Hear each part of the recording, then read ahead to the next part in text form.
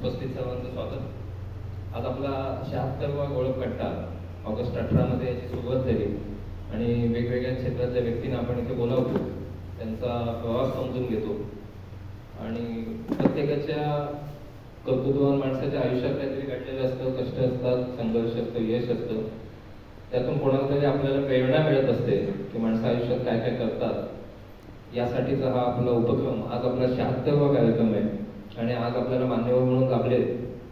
मला वाटतं आजपर्यंत 76 कार्यक्रमांमध्ये सगळ्यात यंगेस्ट ज्यांना म्हणता येईल, मात्र त्यांचा प्रवास खूप मोठा अजून व्हायचा आहे, त्याची आपण दखल घेऊन त्यांना आज आपण इथे बोलावलं आहे। आपल्या पावर श्री आदित्य भट, मी त्यांना विनंती करतो की त्यांनी व्यासपीठावर यावं। त्यांचा फोटोग्राफीचा छंद आहे आणि त्या छंदातनं माणूस कुठे जाऊ शकतो, म्हणजे जगामध्ये अनेक म्हणजे शेकडो देशांमध्ये मधल्या फोटोग्राफीमध्ये ज्यांनी बक्षिसे मिळवली आहेत आणि वर्ल्ड रेकॉर्ड केलं असे आदित्य भट, आज आपण त्यांचा प्रवास ऐकणार आहोत। त्यांच्या टाळ्यांच्या आपण स्वागत करूया आणि त्यांचा जो प्रवास आहे तो आपण आता आपल्यासमोर येईल। मी त्यांना विनंती करतो की त्यांनी बसावं।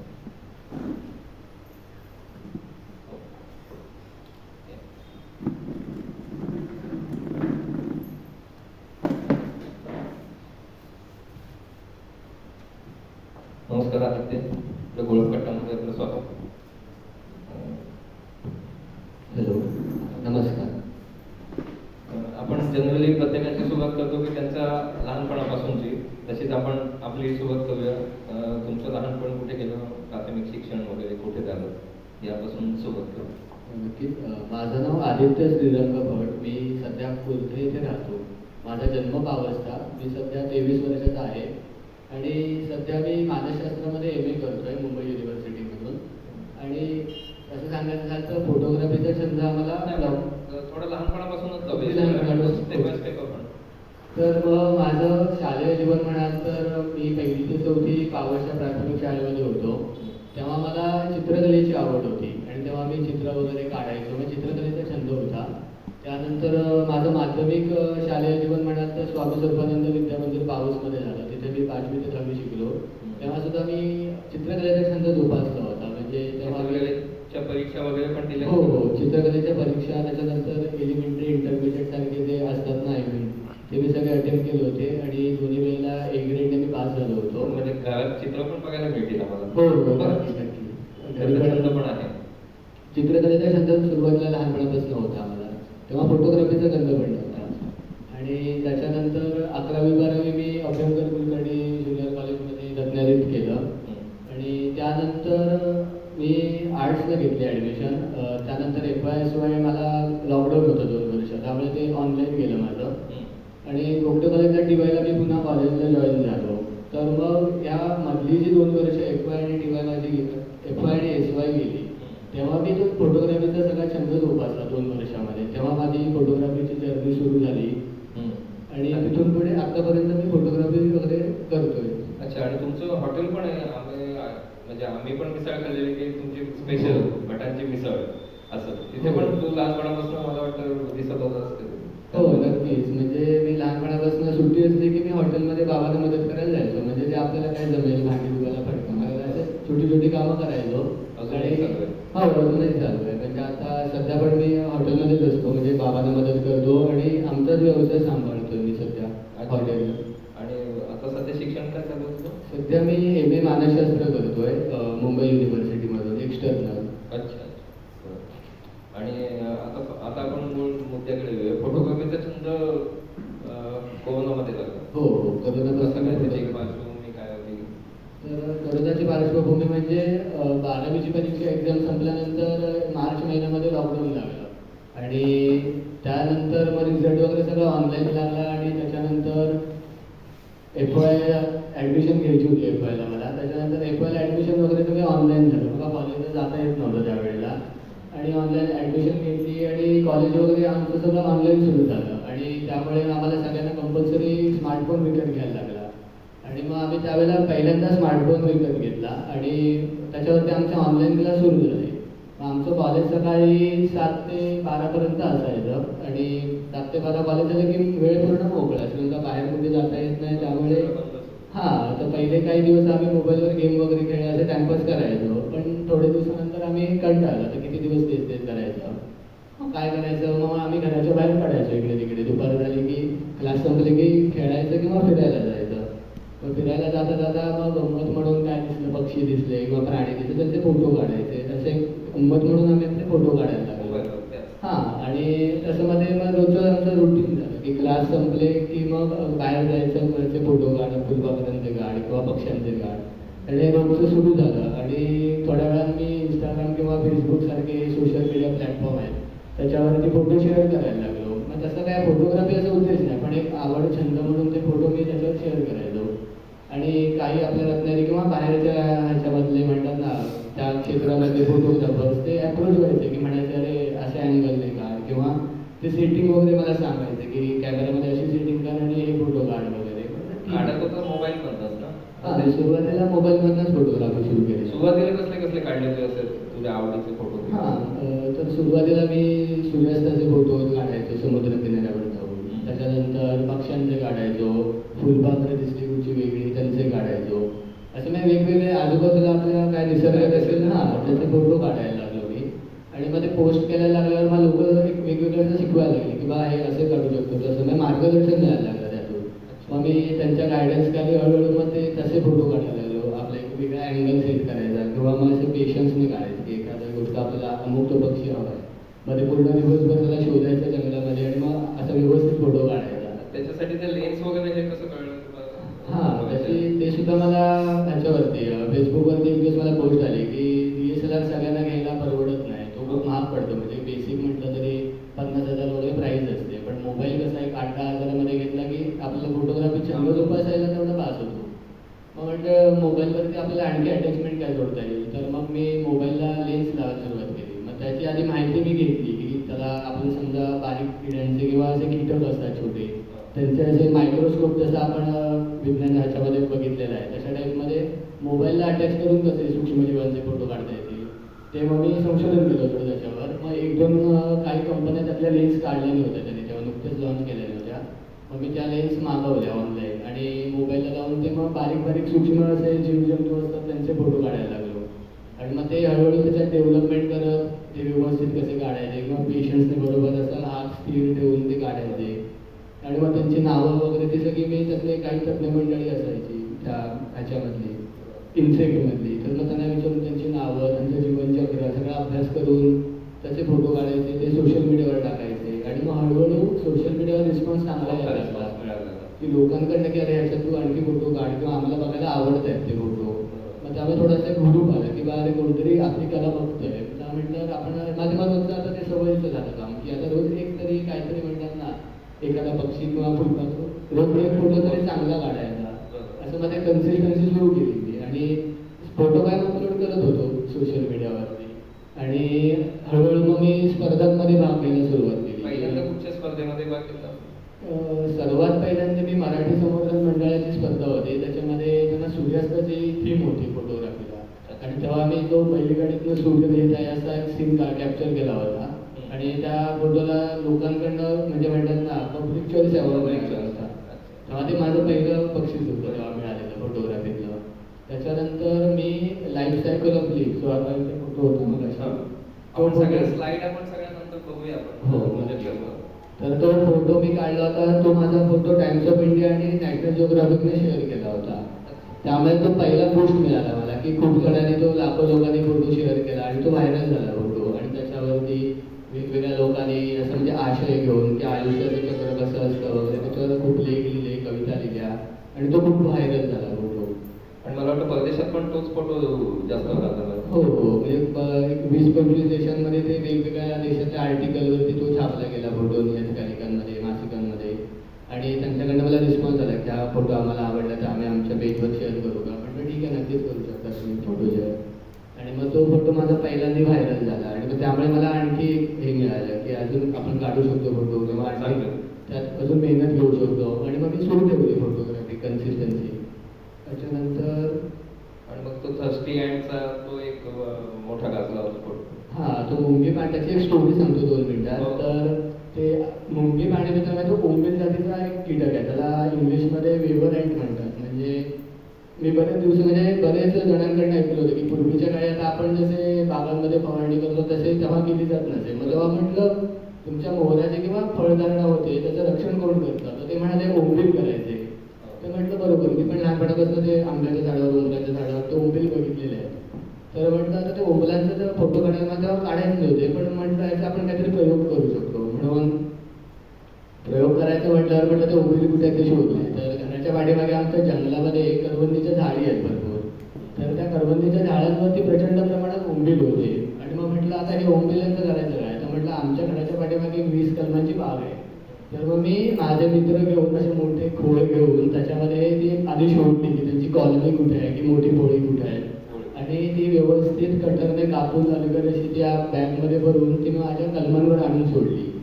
आणि एक 2-3 दिवसानंतर ती त्यांची ओरिजिनल ती गर्दी वाळली, त्यामध्ये ओंबील सगळे झाडावर उतरले. आणि त्याने आता मी ज्या झाडावर सोडलो होतो त्याच्यावरती पोळं बांधलं आणि त्यांचं चक्र तिथून सुरू झालं पूर्ण. आणि जवळपास हा माझा प्रोजेक्ट सक्सेसफुल झाला. 1-2-4 वर्ष आम्हाला फवारणी वगैरे विषय नाही, पूर्ण ओंबील सगळ्या झाडांवरती आंबे बिंबे भरपूर यायचे. म्हटलं तेव्हा मग मी ते ओंबिलांचे फोटो काढायचो. आणि एक दिवस असंच पावसाळ्यामध्ये भरपूर पाऊस पडला, ते ओंबील फांदीवरनं जात होते. आणि सहजच मी बघितलं की तिथे त्याची एक विहिरी होती, त्या विहिरीवरनं असं पाणी टिपकत होतं. आणि त्या रांगेतले जाणारे काही ओंबील त्यातलं असं पाणी जस्ट पियायचं आणि पुढे जायचं.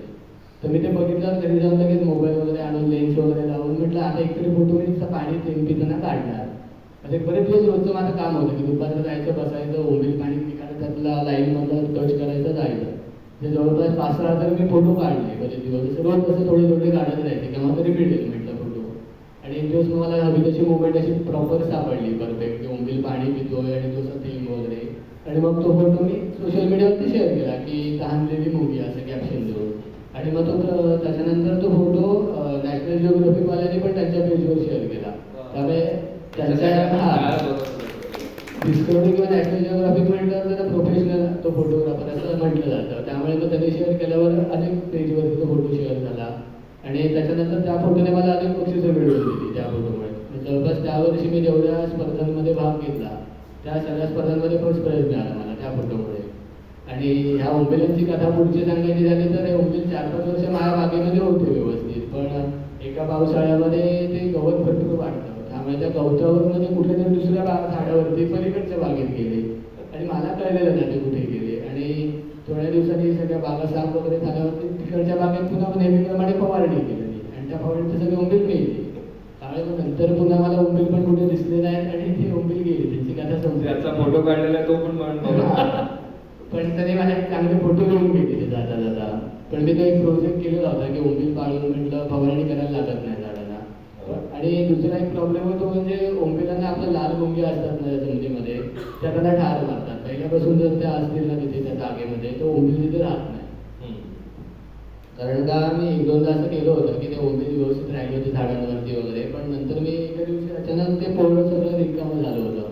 तर म्हटलं या प्राणी गेले कुठे? मग ते एका रात्री ह्या झाडावर त्या झाडावर पूर्ण कॉलनी ट्रान्सफर करतात. तर एक दिवस मी सगळी झाडं बघितली, म्हटलं ओंबील गायब झाले आणि म्हटलं गेले कुठे ते. मग भरपूर शोधले. तर नंतर मला शंका आली की म्हटलं लाल मुंग्या लबाड आहेत, त्याने काहीतरी केलेलं आहे. मग त्यांचं वाघून मी जरा खणून बघितलं, मग त्यात सगळ्या डेड बॉडी त्यांनी आपल्या खाण्यावरून भरून ठेवल्या होत्या. मग मला कळलं की ते त्यांची संख्या जास्त असल्यामुळे ते एका ओंबिलाला 10 मुंग्या धरून मारून टाकतात. त्यामुळे ओरिजिनल अधिवासात ओंबील असतील कुठे तर ते जपणं महत्त्वाचं आहे. कारण का आपण येऊन ते आर्टिफिशियली ठेवले तर ते राहत नाही. हे पण त्यातलं एक मला म्हणजे कळलं त्याच्यातून. तर ओंबिलांच्या फोटोमध्ये ती एक स्टोरी होती. हां, तर लॉकडाऊनमध्ये सगळ्या स्मार्टफोन कंपन्यांचा म्हणतात तो खप वाढला भरपूर. सगळीकडे स्मार्टफोन विकले गेले. हो, शिक्षण पद्धतीच बदलली. 2 वर्षासाठी पूर्ण सगळे स्मार्टफोनवरती होते. त्यामुळे MI Xiaomi कंपनीने त्यावेळेला मोबाईल स्मार्टफोन फोटोग्राफी ठेवली होती 2022मध्ये. आणि त्याला 6 कॅटेगरीज होत्या, म्हणजे night photography, nature photography, portrait, candid आणि मॅक्रो फोटोग्राफी म्हणून एक सब्जेक्ट ॲड केला होता. तर त्याच्यामध्ये जवळपास स्पर्धेला 191 देशांमधून जवळपास 3-1 लाख फोटो आले होते स्पर्धेसाठी. आणि मी सुद्धा मला सगळेजण म्हणायचे तू काढतोस एवढे फोटो शेअर करून ठेव, त्यात काय आपल्याला जाते. म्हणून मी माझे मोजके 10-20 फोटो शेअर करून ठेवले होते. आणि त्याच्यानंतर 2-3 महिने ती स्पर्धा चालली पूर्ण. आणि त्याच्यानंतर जानेवारीमध्ये 2023ला त्याचा रिझल्ट लागला. आणि त्यांचा बीजिंगवरून मला मेल आला होता की तुम्ही शेवटच्या 10 फोटोंमध्ये फायनलिस्ट म्हणून आहात, तर रिझल्ट लागला की तुम्हाला आम्ही कळवतो. तेव्हा म्हटलं होप्स नव्हते एवढे. मला अचानक धक्का बसला की अरे माझा फोटो फायनलला गेला. त्याच्यानंतर 5-6 दिवसांत त्यांची सगळी प्रोसिजर कंप्लीट झाली आणि त्याच्यानंतर त्यांना मला पुन्हा मेल आला की तुम्ही स्वामी इमेजरी अवॉर्ड 2022 विनर झाला आहात म्हणून. आणि त्याच्यानंतर मग त्यांनी मला बीजिंगवरनं बक्षीस एक स्मार्टफोन पाठवल्याने सर्टिफिकेट आणि असं सगळं सन्मान चिन्ह वगैरे सगळं प्रॉपर पाठवलं त्यांनी चीनमधून. 191 देशांमधनं आमच्या इथला माणूस बक्षीस मिळवतो. त्याच्यासाठी एकदा गोष्ट काय करायची? तर ही सगळ्यात मोठी अचिव्हमेंट होती की स्मार्टफोन फोटोग्राफीमध्ये आपण जो फोन विकत घेतला त्यांच्याच परत बक्षीस मिळालं. हे जरा मला अभिमानास्पद वाटलं. आणि त्याने कौतुक म्हणून मला त्यांचा लेटेस्ट फ्लॅगशिप फोन सुद्धा त्यांनी मला गिफ्ट केला होता त्या वर्षी. आणि तिथून पुढे मला फोटोग्राफीला आणखी चालना मिळाली, कारण का त्यांनी जो मोबाईल पाठवला होता त्याचा कॅमेरा खूप टॉप लेवलचा होता लेटेस्ट असल्यामुळे. मग तिथून पुढे त्या फोनने मी फोटोग्राफी सुरू केली. आणि त्याच्यानंतर अनेक वेगवेगळे मी असे मॅक्रो फोटो किंवा असे संशोधन करायला लागलो की एखादं फुलपाखरू असेल तर त्याचं जीवनचक्र कसं चालतं आणि ते त्याची खाद्य वनस्पती कुठची आहे किंवा त्याच्यामध्ये ते त्याचं ओव्हरऑल सगळं जीवनचक्र कसं किती महिन्यांचं असतं किंवा त्याचा सगळा अभ्यास केला मी, मेल फिमेल किंवा सगळं त्याची. त्याच्यानंतर त्यांचे काही दुसरे परभक्षक कीटक असतात की त्यांना कोण मारतं, सगळा त्याचा अभ्यास केला. त्याच्यानंतर वेगवेगळे सोशल मीडियावरचे ग्रुप जॉईन केले ज्याच्यामध्ये असे शास्त्रज्ञ लोक असतात. म्हणजे त्या विषयामध्ये खूप एकदम टॉपचे असतात, मला सगळी माहिती असते फुलपाखरांबद्दल किंवा कीटकांबद्दल. मग त्यांच्याशी कॉन्टॅक्ट करायचो, फोटो काढायचा आणि मग त्यांना त्याच्याबद्दल माहिती विचारायची की हा कुठचा प्राणी आहे किंवा ह्याची माहिती. मग ते लगेच पाठवायचे. मग अशी हळूहळू ओळख वाढवत नेली लोकांची. मग त्याच्याकडनं माहिती घेत गेलो. त्याच्यानंतर आणखी वेगवेगळ्या स्पर्धांमध्ये भाग घ्यायला लागलो मग तेव्हापासून मी. आणि अशी हळूहळू डेव्हलप करत नेली फोटोग्राफी पुढे. आणि तुझं वर्ल्ड रेकॉर्ड पण आहे. त्याच्याबद्दल थोडंसं नक्कीच. वर्ल्ड रेकॉर्डबद्दल सांगायचं झालं तर असं सोशल मीडियावरती एक दिवस वाचता वाचता मला world wide book of records या संस्थेची माहिती मिळाली. तर ही संस्था कला आणि क्रीडा क्षेत्रामध्ये वेगवेगळे वर्ल्ड रेकॉर्ड नोंदवते त्यांच्या संस्थेमध्ये. तर मी ती जस्ट पोस्ट वाटली आणि म्हटलं की ह्याच्यामध्ये आपण काय करू शकतो. तर वर्ल्ड रेकॉर्ड वगैरे मला मोठा विषय वाटला होता सुरुवातीला. म्हटलं एवढं काय आपण करणार असं वर्ल्ड रेकॉर्ड वगैरे. तर म्हटलं असू दे एकदा आपण ॲप्लाय करू की मला. त्यांना मी मेल टाकला की मला फोटोग्राफी म्हणजे मोबाईल फोटोग्राफीमध्ये काहीतरी वर्ल्ड रेकॉर्ड करायचं आहे.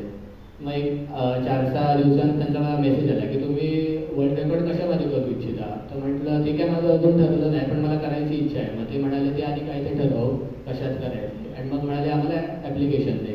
मग मी बरेच दिवस विचार करत होतो की आपण काय कशामध्ये रेकॉर्ड करू. तर मग मला मित्रांनी वगैरे असं एक सुचवलं की अरे तू एका मिनिटात किती फोटो काढू शकतो. म्हटलं नाही कधी ट्राय नाही केलेलं. ते म्हणाले एकदा करून बघूया. म्हटलं ठीक आहे. मग एका मिनिटाला आम्ही बीचवरती गेलो गणेशपुऱ्याच्या आणि म्हटलं लँडस्केप फोटो किती काढू शकतो एका मिनिटात फास्ट आपण. तर सुरुवातीला 70-80 वगैरे फोटो यायचे. तर म्हटलं एवढे येत आहेत. मग त्यांना मी कळलं की मी एका मिनिटात एवढे काढतो. ते म्हणाले वर्ल्ड रेकॉर्डसाठी इनफ नाही. पुरेच नाही, 70-80 म्हणजे काहीच नाही म्हणाले.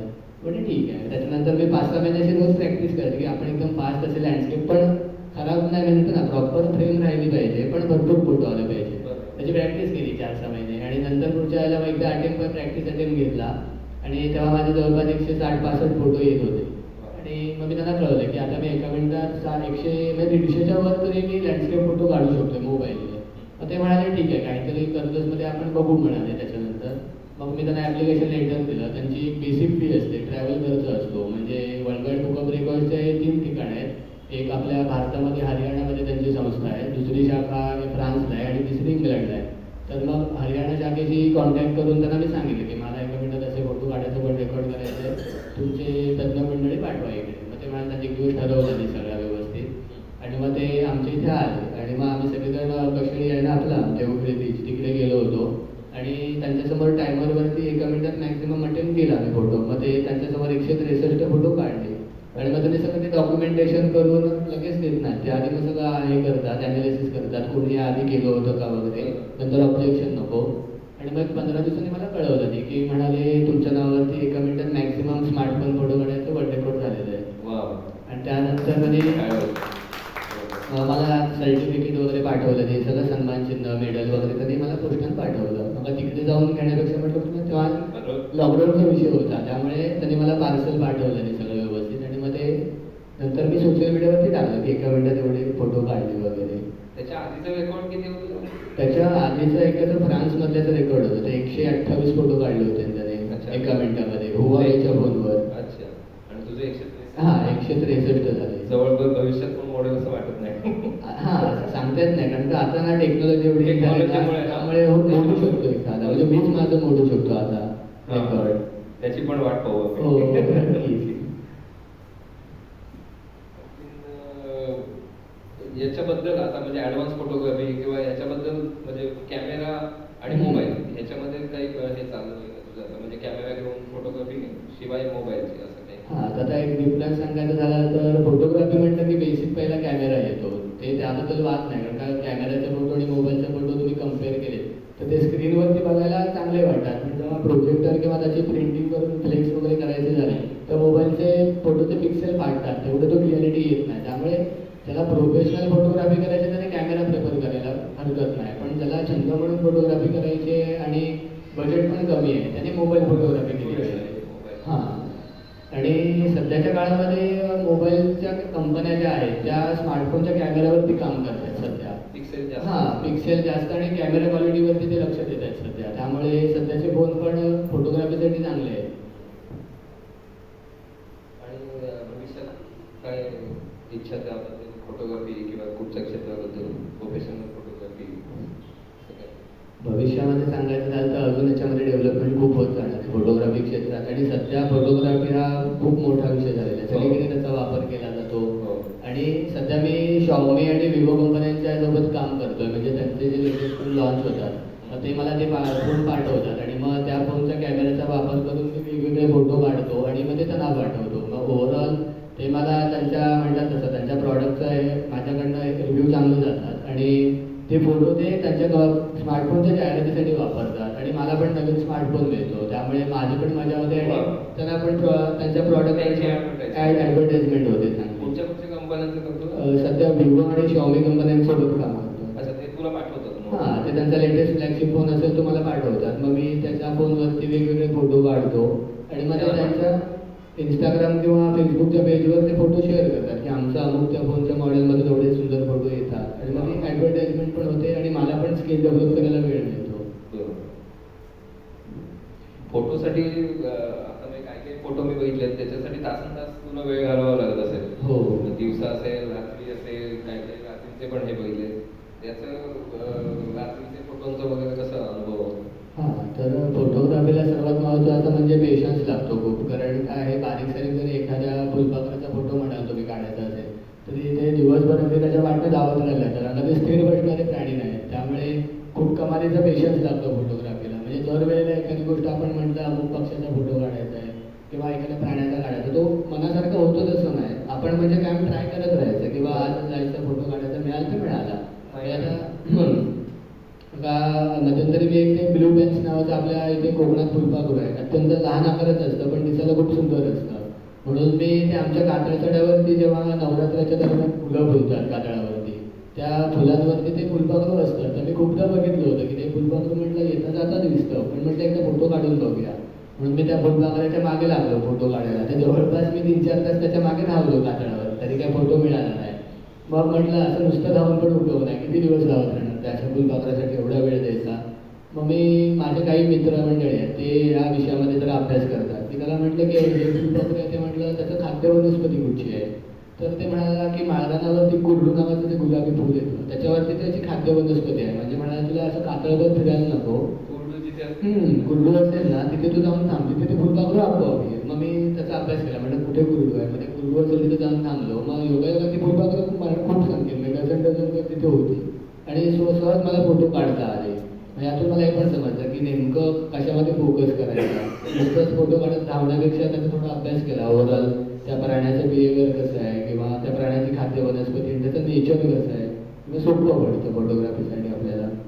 आणि रात्रीचे आता हल्ली खगोल ह्यातले पण फोटो बघतो, आकाशगंगा असेल किंवा हे, ते इकडे कसं काय मिळालं?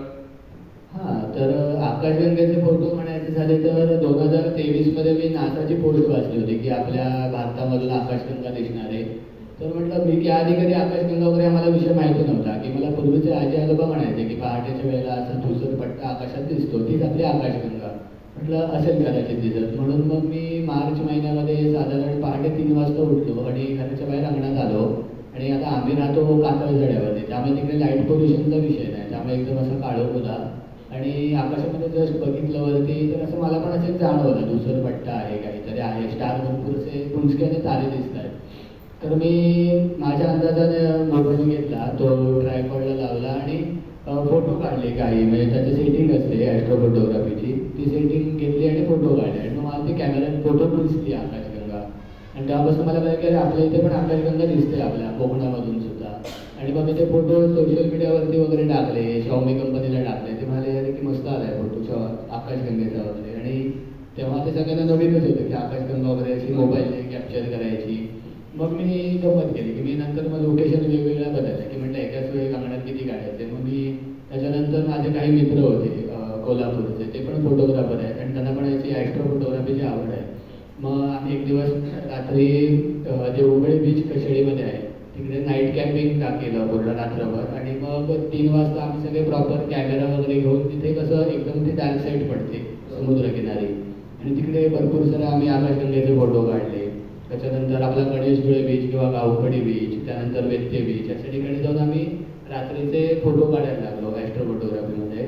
आणि हळूहळू मग ते आम्हाला आवड लागली की रात्री आकाशगंगेचे फोटो काढायचे वगैरे.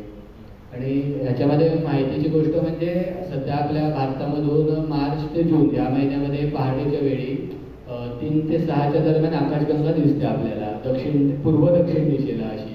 जसं इंद्रधनुष्य असतं त्या आकारामध्ये ती अशी आकाशात आपल्याला दिसते. म्हणजे कधी कोणाला शक्य झालं तर पहाटे उठला तर नक्की पूर्व दिशेला आकाशगंगा बघू शकता तुम्ही. तू असा एखादा प्रोग्राम असेल म्हणजे आम्ही सगळेच येऊ तिकडे हो. आकाशगंगा दर्शनासाठी. हो नक्कीच. असाही स्कोप आहे कारण आता हल्ली आकाश दर्शन किंवा असं जे असतात तर तू असं काही करायला पण हरकत नाही. म्हणजे मी एक सुचवतो हे तुला की लोकांचा एक चांगला रिस्पॉन्स मिळेल माझ्यामध्ये. म्हणजे आम्ही तर नक्की काहीतरी बघायला मिळणार असं. आता तुम्ही सुचवलं त्याप्रमाणे यावर्षी आमच्या टीमचं ठरलं होतं की आता आपल्या रत्नागिरीमध्ये खगोलप्रेमी ग्रुप आहे, त्यामध्ये सगळे ज्यांना खगोलप्रेमी असे म्हणजे कॉलेजचे शिक्षक आहेत भूगोल विषयातले, आणि ज्यांना अशी म्हणजे अवकाशाची आवड आहे, तारेग्रह, आकाशगंगा, ते सगळ्यांचा आमचा ग्रुप आहे. तर यावर्षी आमचं ठरलेलं आहे की एप्रिलमध्ये एकदा तरी म्हणजे म्हणतात ना आकाशगंगा दर्शन आपण करूया. तर सध्या जरा क्लायमेट थोडं पोल्युटेड असल्यामुळे ते जमत नाही आहे, पण आम्ही एप्रिलच्या महिन्यामध्ये एकदा तरी आकाशगंगा दर्शनचा कार्यक्रम करणार आहोत. त्याची अजून आमची लोकेशन फिक्स नाही झालेली आहे, असा विषय आहे. पण आम्ही यावर्षी नक्की तुम्ही म्हटल्याप्रमाणे आकाश दर्शनाचा कार्यक्रम करणार. मग एकदा झालं की तो पुढे पण होईल की हो. एवढा रिस्पॉन्स मिळेल त्याचा. कारण का मगाशी तुम्ही म्हटलं त्याच्याप्रमाणे की डोळ्यांनी बघणं, डोळ्यांनी तेवढं दिसत नाही पण त्या कॅमेऱ्याच्या लेन्सनी किंवा मोबाईलच्या लेन्सनी हे चांगल्या प्रकारे बघता येईल सगळ्यांना. नक्की. ह्याच्यामध्ये एक गंमत होते की डोळ्यांनी आकाशगंगा बघणं आणि कॅमेऱ्यावरती फोटो काढणं. तर कॅमेऱ्यावरती जो फोटो येतो तो जवळपास डोळ्यांनी बघण्याच्या चौपट चांगला येतो. म्हणजे डोळ्यांनी प्रत्यक्ष बघितलं ना उघड्या डोळ्यात तर 25% आकाशगंगा डोळ्यांना दिसते, पण ती कॅमेरामध्ये खूप जास्त तारे चमकताना दिसतात. त्यामुळे मग लोकांना वाटतं की फोटोमध्ये नासाचे फोटो वगैरे असे खूप सारे भरपूर स्टार्स दिसतात, आपल्या इथे तर दिसत नाही. तर ती तशी फोटोग्राफी टेक्निक आहे. म्हणजे आपण एकदा डोळे उघडून बघितले की जेवढे तारे चमकतात तेवढे आपल्याला दिसतात, पण कॅमेऱ्याचं तसं नाही. त्याचा शटर स्पीड आपण समजा 30-40 सेकंद ठेवला तर मग 30-40 सेकंदामध्ये जेवढे तारे चमकले तेवढे त्या फोटोमध्ये येतात, त्यामुळे त्याची संख्या चौपट होते.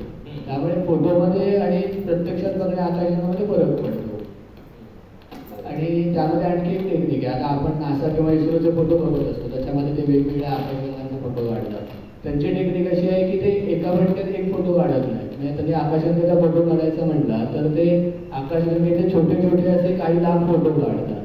आणि ते लाख फोटो जसं आपण लहानपणी कोडं असं ते तयार करायचो, मॅग्नेने जोडतो, तशा टाईपमध्ये ते पझल टाईप पुन्हा सगळा तो फोटो एक एवढे लाख फोटो सिक्वेन्स वाईज लावून तो एक फोटो तयार करतात. त्यामुळे तो फोटो खूप क्लिअर येतो, असा विषय आहे. त्यामुळे आपण जर प्रत्यक्षात एक फोटो काढायला गेलो आकाशगंगेचा तेवढा क्लिअर येत नाही. आणि नासा आणि इस्रो यांच्याकडे अवकाश दुर्बिणी असतात, त्यामुळे त्यांचे जरा खूप प्रोफेशनल वेने होतात फोटो. आतापर्यंत तू म्हणजे हजारो फोटो काढले असतील, त्यातला एखादा तुझा आवडता फोटो आणि त्याची स्टोरी असं काय आठवलेलं? सध्या माझा सगळ्यात आवडता फोटो म्हणजे स्मार्टफोन फोटोग्राफीमध्ये ज्याला प्राईज मिळालं होतं तो डेमसेल फ्लाय, म्हणजे आपण ज्याला भिंगरी म्हणतो छोटी, त्याचा मी असा पानाच्या खिडकीतनं डोकावून असा हात दाखवतोय अशी ती एक इमेज मी काढली होती आणि त्यालाच प्राईज मिळालं होतं. तर तो फोटो माझा सगळ्यात आवडता फोटो आहे. आणि त्याच्यासाठी किती वेळ लागला होता? हां, तर तो मला तसा फोटो म्हटलं तर ॲक्सिडेंटली मिळाला होता. म्हणजे पावसाळ्याच्या दिवसामध्ये आपण बघितलं असेल की चारा वाढलेला असतो त्याच्यावर रिंगऱ्या फिरतात. हां, अनेक किडे कीटक असतात असे बसलेले. तर भरपूर पाऊस आला की ते किडे कीटक पानाच्या आड लागतात जाऊन पाठीमागच्या बाजूला आडोशाला राहतात. तर मी असाच एक दिवस दुपारच्या वेळेला असं जात होतो, एकदम पावसाची सहर आली म्हणून मी जरा थांबलो झाडाच्या खाली आणि बघितलं तर एक भिंगरी होती ती एक पहिल्या झाडाच्या पानाच्या अशी आड बसली होती आणि ते पान नेमकं किडीने कुरतडलेलं होतं. त्यामुळे त्याला खिडकीसारखा आकार तयार झाला होता आणि त्याला ती अशी धरून बसली होती. तर मला आयडिया आली की म्हटलं हा प्राणी पाठीमागे मी पूर्ण जर फोटो काढला तर तो खिडकीतनं बघतोय असं वाटेल. म्हणून मी लगेच लेन्स घेतली आणि माझा मोबाईल घेऊन त्याच्या जवळ गेलो आणि असे थोडे थोडे फोटो काढत होतो थोड्या वेळाने. तर गंमत कशी व्हायची, पावसाचे थेंब त्याच्या चेहऱ्यावर पडले की तो कीटक असे आपल्या डोक्यावरनं असं वायपरसारखा हात फिरवायचा आणि त्याचा हात फिरवता मी त्याचे असे एकदम फोटो काढले आणि घरी येऊन जेव्हा चेक केले तेव्हा मला एक तो फोटो असा हेलो करतोय असा हात वर असलेला आला आणि मग मी ती इमेज ठेवून दिली आणि नंतर स्पर्धेसाठी पाठवली आणि त्या फोटोला फर्स्ट प्राइज मिळालं. मग तो एक फोटो असा मला ॲक्सिडेंटली सहज मिळाला होता. आणि फोटोसाठी तू घराबाहेर तास जात असेल, रात्रीचा जात असेल, पहाटे उठून जात असेल, तुमच्या घरच्यांचा सपोर्ट कसा होता? हो, सुरुवातीला आई ओरडायची की असा रानावनामध्ये असा वाटेल तसा फिरत जाऊ नको, जीव जनावर असतात, साप असतात. नंतर मला कसं माहिती की मी सांगायचो की बाबा मी माझी व्यवस्थित काळजी घेऊन जंगलामध्ये वगैरे जातो फिरायला. पहिल्यांदा थोडं ओरडायचं पण आता पाठवतात मला. रात्रीच्या वेळेला आम्ही जातो म्हणजे पूर्ण प्लॅनिंग करून जातो, असं म्हणजे एकदम उठवणी गेलो असं होत नाही. म्हणजे त्याआधी आम्ही त्या लोकेशनवर संध्याकाळच्या जातो, ती जागा पूर्ण साफ आहे का वगैरे काय धोका नाही का वगैरे बघतो आणि माझे शेजारी 4-5 मित्र आहेत म्हणजे आम्ही सगळे आदल्या रात्री प्लॅनिंग करतो की उद्या काय फोटो काढायचा आहे, कसं करायचं. आम्ही रंगीत तालीम घेतो आणि पहाटे आम्ही 2 वाजता वगैरे उठून जातो त्या स्पॉटवर. आकाश पण तेव्हा स्वच्छ हो, पहाटेला आकाश सगळं स्वच्छ असतं. स्लाइड म्हणजे बघूया, पण त्याच्या आधी जर प्रेक्षकांना काही विचारायचं असलं तर विचारूया. हो, नक्की. मग आपण फोटो काढलेलं बघूया. हो, चालेल. स्टोरी बघूया. कोणाला काही विचारायचं असलं तर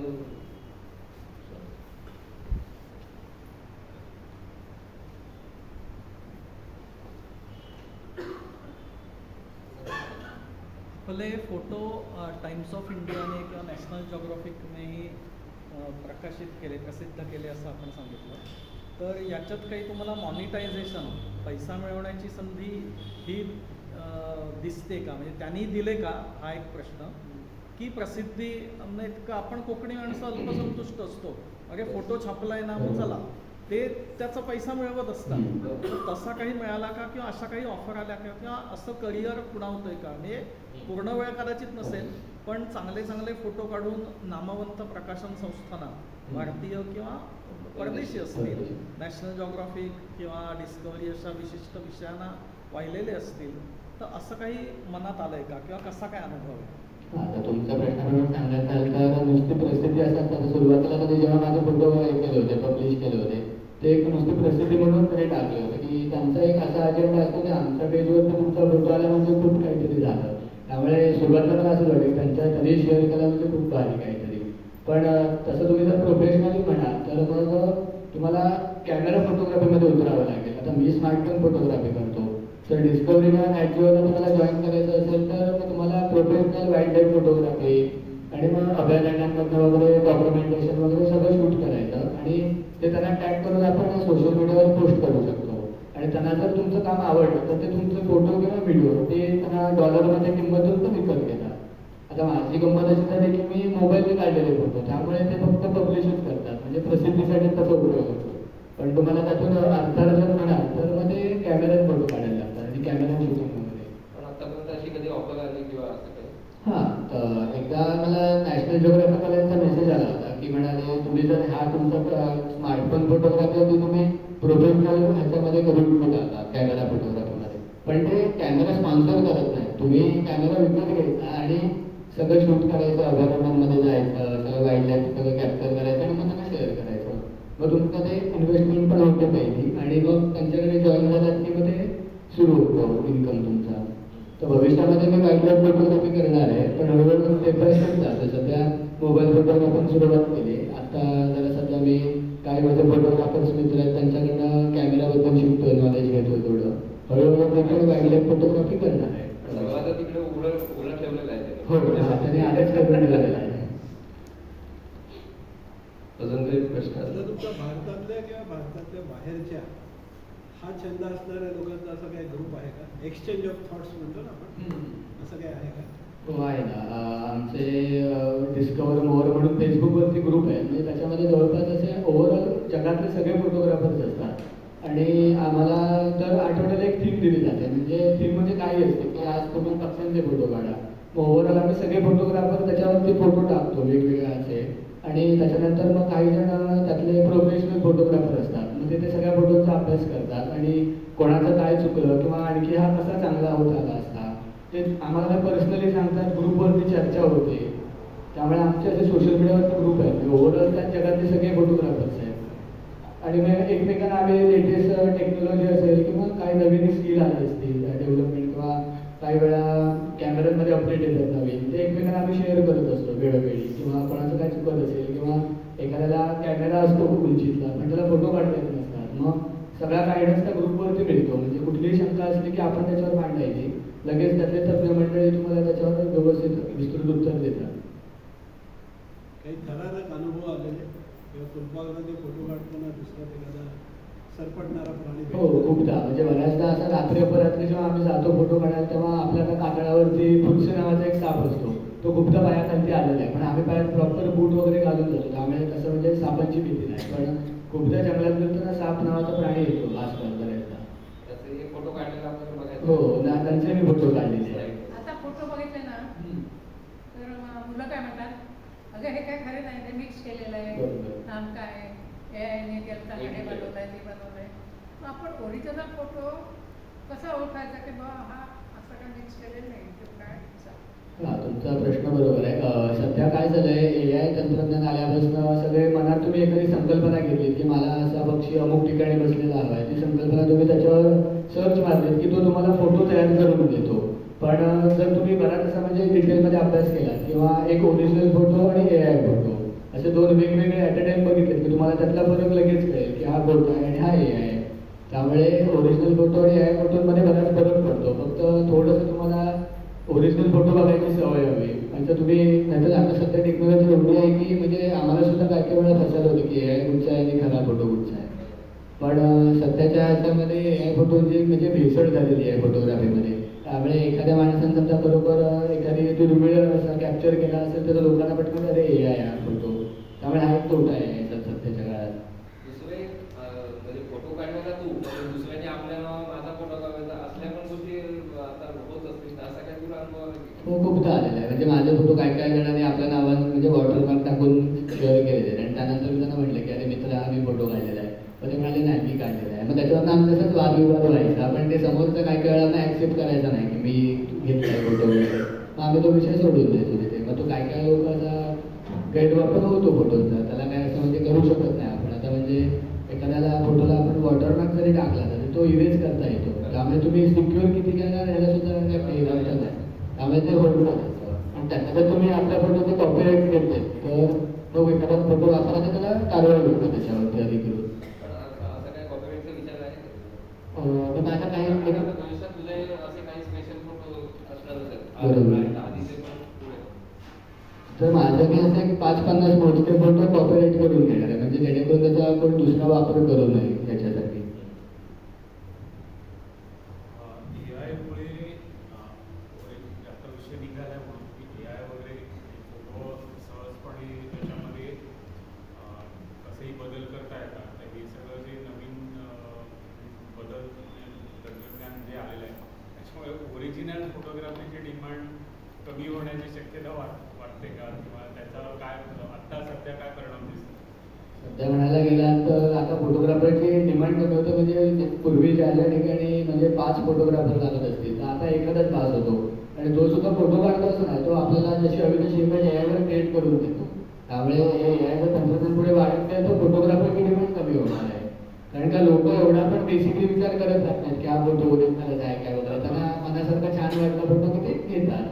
किंवा आता कंपन्या सुद्धा जास्त करून AIचाच वापर करतात. लॉन्च करताना नवीन इव्हेंट वगैरे असतात त्या सगळे AI फोटो वापरतात. त्यामुळे भविष्यामध्ये जे खरोखर मेहनत घेऊन फोटो काढतात एखादा, त्यांचे डिमांड कमी होणार किंवा त्यांच्या तेवढ्या योगदानाला किंमत दिली जाणार नाही. असं होऊ शकतं भविष्यामध्ये.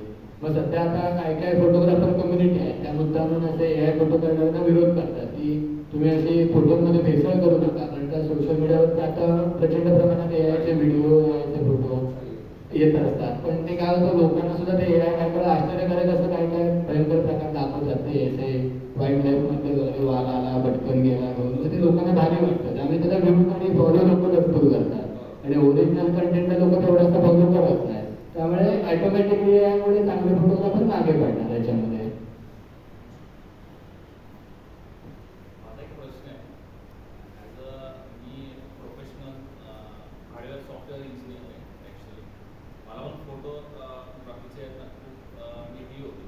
क्युरियोसिटी जे म्हणतात ना तसं होतं. मी पण मोबाईलवरती करायचो, बरोबर. पण ते सेटिंग्स यायच्या आहेत मला. त्यासाठी मी मोबाईल पण आहेत ना एवढा खूप महागचा घेतला होता आयफोन. ठीक आहे, त्या आयफोनवरती पण ते मला जमायचं नाही फोटो क्लिक करायला. त्या सेटिंग्स वगैरे ज्या असायच्या ना त्या पण करून तेवढे आहेत ना फोटो माझे क्लिअर्स यायचे किंवा तेवढं त्या सेटिंग्स जमायचा नाही. मग तो आयफोन टाकून ना मी विवोचा घेतला होता 3x Fold म्हणून. ठीक आहे, आणि फोटो झूम केल्याच्या नंतर ते पिक्सल्स वगैरे पाठवतात ते पण फेल गेलं. मग ह्या सेटिंग्स आपल्याला शिकता येतील का पुढे, म्हणजे प्रोफेशनल रत्नागिरीमध्ये आहे का, किंवा आपण सुद्धा प्रॅक्टिस करून ते करू शकतो? छान प्रश्न आहे. तुम्हाला मी याच्यावरती एक एक्सप्लेनेशन देतो की सध्या आपण जसं म्हटलं की आपण वेगवेगळे नवीन नवीन फोन घेतो की त्याच्यात ते ॲडव्हर्टाईजमध्ये सांगतात की हा 108 मेगापिक्सेल आहे, हा 200 मेगापिक्सेल आहे. तर मेगापिक्सेलची गंमत अशी आहे की मेगापिक्सेल वाढून फोटोची क्लॅरिटी वाढत नाही. खरी गंमत त्याच्या सेन्सरमध्ये असते. म्हणजे तुमच्या स्मार्टफोनचा सेन्सर किती पॉवरफुल आहे त्याच्यावरती फोटो क्वालिटी असते. म्हणजे त्या कंपनीने नुसतीच हाईप करून ठेवलेली आहे की मेगापिक्सेल वाढला म्हणजे लोकांना वाटतं भारी कॅमेरा आहे, पण तशी गंमत नाही आहे. त्याच्या सेन्सरचा विषय असतो तो. म्हणजे सांगायचं झालं तर आपला बेसिक जरी कॅमेरा कुठलाही घेतला तरी त्याचा 1 इंची सेन्सर असतो, पण ह्यांचा असतो तर अगदी काही MM मध्ये सेन्सर असतात लहान. त्यामुळे आपण कॅमेराची फोटोग्राफीची आणि मोबाईल फोटोग्राफीची कंपॅरिझन केली ना तर उजवी टाकत आहे आपली कॅमेरा फोटोग्राफी. आणि आपण तुम्ही असं म्हणालात की आपण फोटो काढतो पण मनासारखी येत नाही, त्याच्यावरती एक टेक्निक आहे. म्हणजे एखादा तुम्ही कुठलाही ऑब्जेक्ट घ्या, आपल्याला एक परफेक्ट इमेज काढायची असेल ना तर सुरुवातीला त्या एखाद्या ऑब्जेक्टचे वेगवेगळ्या अंगाने 5-25 फोटो काढायचे आणि त्याच्यानंतर बसायचा आणि मग आपल्याला त्यातला कुठला फोटो आवडला तो बघायचा आणि मग तो कुठल्या अँगलने काढलाय आपण फोटो, किंवा आपल्याला कधी वा की ह्या वस्तूचा किंवा ह्या ऑब्जेक्टचा ह्या अँगलचा फोटो सुंदर येतो. मग तो आपल्याला ती एक फोटोमध्ये लक्षात राहते की पुढच्या वेळेला जेव्हा तो ऑब्जेक्ट समोर येईल तुमच्या तेव्हा तुमच्या लक्षात असतं की आपण असा फोटो काढला की तो छान येतो. म्हणजे थोडेसे असे त्या फोटोग्राफीमध्ये प्रयोग करायचे जेणेकरून तुम्हाला पण कळतं की कुठल्या अँगल कुठल्या वस्तूला चांगला पडतो. किंवा लाईट कंपोजिशन फोटोग्राफीला महत्त्वाची आहे की त्याच्यावरती ऑब्जेक्टवर लाईट जो नॅचरल लाईट आहे तो कुठून काढला आहे किंवा त्याच्यामध्ये त्याचा वापर योग्य प्रकारे केलात तुम्ही की त्याच्यावरती शक्यतो एखाद्या गोष्टीचा फोटो काढताना त्याच्यावर शॅडो पडू द्यायची नाही किंवा काळोख पडला की तेवढा शार्प फोटो येत नाही तो. त्यामुळे त्याचा थोडासा अभ्यास लाईटचा अभ्यास करायचा. आणि एकदम तुम्हाला शार्प इमेज हवे असतील तर मी ज्या फोटो काढतो ते मी डायरेक्ट मोबाईलने पण काढतो आणि त्याला एक्सटर्नल लेन्स पण लावतो. म्हणजे जसं की सूक्ष्म जीवजंतूंचे फोटो काढायला मॅक्रो लेन्स असते आणि पक्षी वगैरे काढायला झूम लेन्स येते. तर मग आम्ही एक्सटर्नल अटॅचमेंट लावतो मोबाईलला. त्यामुळे तुम्ही म्हणताय तसे ओरिजिनल मोबाईल कॅमेऱ्याची क्वालिटी तेवढी नसते, एक्सटर्नल लेन्स लावले की क्वालिटी बिल्ड होते आणखी आणि एकदम शार्पमध्ये फोटो येतात त्याचे. तर मग तुम्हाला जर फोटो छान काढायचे असेल किंवा आणखी एकदम क्लिअर पाहिजे असतील तर त्याला तुम्ही एक्सटर्नल लेन्स लावू शकता. ॲक्च्युली माझ्यासोबतचा एक ॲक्सिडेंट मी शेअर करतो. फोटोग्राफी सोडण्यामागचं एक कारण आहे. आम्ही रायगडवरती गेलेलो, वाजले होते 4:30 आणि जेव्हा सूर्यास्त म्हणजे सूर्यखाली जेव्हा डोळ्याला स्टार्ट होतो आणि महाराजांचा मी फोटो काढत होतो आणि माझ्याकडे होता iPhone 6s. ठीक आहे, त्यावर मी फोटो काढत होतो ॲक्च्युली. तर तो फोटो क्लिअर येत नव्हता, ती इमेज क्लिअर येत नव्हती किंवा जसं मला पाहिजे होता ना तसा येत नव्हता. मी iPhone फोडला होता तिथे. तिथपासून मी फोटोज काढता होतो. त्याच्यामुळे ना मी म्हणजे फोटोग्राफी तिथे स्टॉप केली आहे. म्हणजे आजही माझ्याकडे मोबाईल तेवढ्या पद्धतीचा आहे, खूप महागडा आहे, ती लेन्स कॅचअप करू शकतात वगैरे. पण ती त्या दिवशीचा जो फोटो काढला आणि तो फोटो म्हणजे मोबाईल फोडला आहे तिथपासून मी फोटो काढायचं बंद केले. म्हणजे अशी फोटोग्राफीला आधी पेशन्स प्रचंड महत्वाचा आहे. पण तुम्ही जे म्हणालात ना की सूर्य पाठीमागच्या बाजूला होता, ती गंमत कशी आहे, मोबाईलचा सेन्सर ना त्याला सूर्याची किरण इफेक्ट करतात सेन्सरला. त्यामुळे तुम्ही म्हणाल असा काळा काळा फोटो येतो, असं शॅडो येतो. तर त्याच्यासाठी म्हणाल तर ना आपल्याला त्या म्हणजे कॅमेऱ्याच्या लेन्सवर तो फिल्टर लेन्स लावायची असते. म्हणजे आपण आता जसं ग्रहण बघायला विशिष्ट प्रकारचा तो गॉगल घालतो, तसा त्या आपल्या मोबाईलला सुद्धा तो गॉगल टाईप लेन्स घालायची. म्हणजे सूर्याच्या किरणांचा इफेक्ट तुमच्या कॅमेऱ्यावर होत नाही. म्हणजे हे तर तुम्ही त्यावेळेला फिल्टर लेन्स त्याला लावली असतात ना, तर सूर्याची किरणांनी त्या सेन्सरचा प्रॉब्लेम नसतात आणि तुम्हाला जशी मनात इमेज होती छान तशी आली आहे. त्यामुळे हे बेसिक गोष्टी असतात, परंतु काय होतं ते सध्या माहीत नसतं किंवा ते सांगत नाही कोण. काय काय फोटोग्राफर मुद्दामून सांगत नाही, एखाद्याला माहीत असतं की आता ह्याचा फोटो असा येणार आहे, पण कशाला सांगा असं ते करतात गंमत म्हणून. पण ह्या काय काय बेसिक गमती आहेत फोटोग्राफीमध्ये.